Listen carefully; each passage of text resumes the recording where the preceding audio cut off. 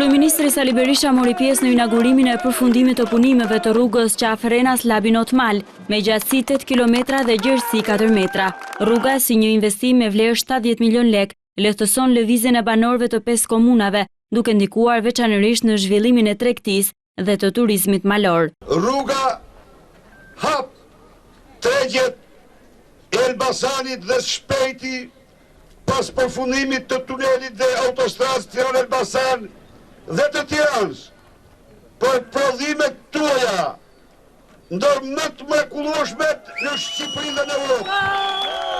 Si kundër, hap zonën tuaj të mrekullueshme, çartinë e Elbasanit, për turist nga Elbasani, nga Shqipëria dhe mbar bota.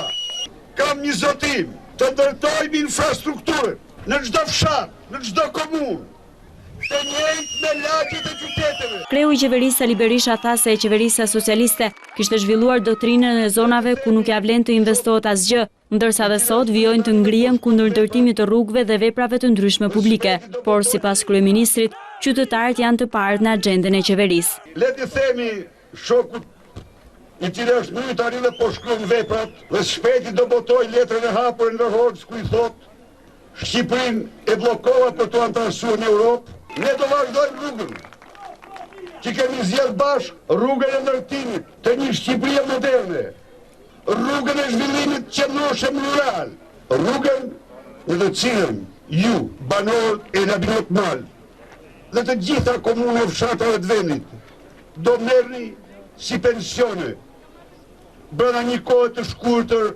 pensionin që marrin në qytet. Investimet në rrethin e Elbasanit gjatë viteve të qeverisë së demokratëve përkthehen në 220 km rrugë, 20 ambulanca, 17 ujësjellsa dhe kanalizime dhe 31 shkolla. Po ashtu, numri bizneseve është rritur 2 herë, ndërsa 40 milion euro kanë shkuar në përmirësimin e sistemit të energjisë elektrike.